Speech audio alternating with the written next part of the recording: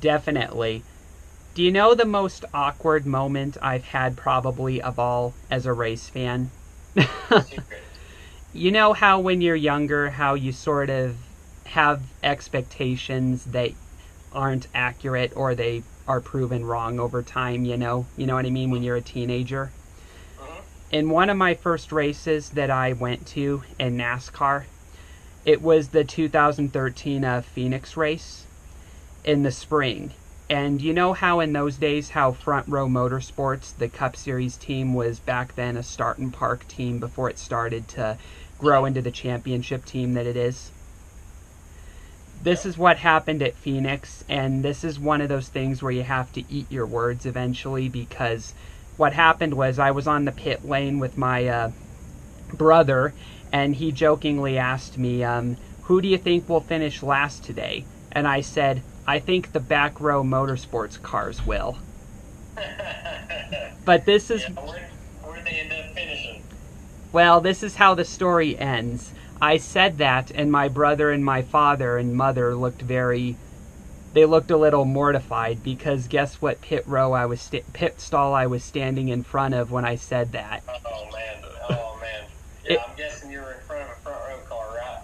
yes, with the pit crews around, and luckily they didn't hear me because it was crowded with fans, but still, it's like lesson learned Yeah. for next time. And then 2 weeks later, the Talladega upset happened with David Ragan and David Gilliland Oh wow. finishing 1-2. And my brother looked over to me and said, Is that the team you called the Back Row Motorsports cars? And I was like, I get it. They won.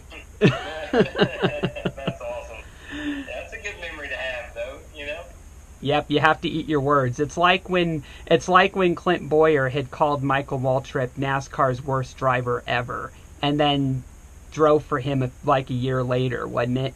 Yeah, yeah. The NASCAR community is a small world, and everybody knows everybody, and you're all kind of intertwined together. So yeah, you definitely have to be careful what you say, because it could end up coming back to haunt you at some point if you're not careful. So got to Yeah, be strategic.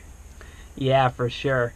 So, anyway, to answer your question, I think David had finished in the top 25, which wasn't bad, and I think Gilliland was in the top 40, I think. But still, that's where they were at the time. You know, you can't really Yeah, expect a team to be built up right away, unless you're Roger Penske. But you know what I mean? right. Yeah, much bigger budget right Yeah, there. yeah. So, what parts of the car are very important if you had to look in there, like the Hans device and all that? Do you have a Hans device? I do have a Hans device. Yeah, I don't know. I guess if we necessarily have to have one, but my mom said that was a requirement. So that was a Christmas gift from my mom last year. She got me a Hans device. But yeah, that's. I mean, honestly, you never want to compromise anything safety on a race car. You know, we got this car sat for, like I said, quite a few years once my grandfather passed away. Mm. So when I got it, you know, the first thing we did was rip out the 5-point harness, you know, your seat belts, ripped all that out, threw it away, and had to get new ones. Got a new Hans device, got a new seat, you know, all those types of safety things. It's got a new steering column. And so the steering columns on these cars, when you take an impact, they're designed to collapse, right? So it doesn't shove that, you know, up into your chest or into your hands or anything. They're designed to kind of, you know, fold up on impact. So it's got a new steering column, things like that. But yeah, you always want to focus on safety. You know, that's the number one thing. You know, and then as far as the other key components on the car, you know, you got to have your heartbeat right. You got to have a good engine. So we're running a Chevrolet Crate engine right now, and I still have a Chevrolet late model stock engine.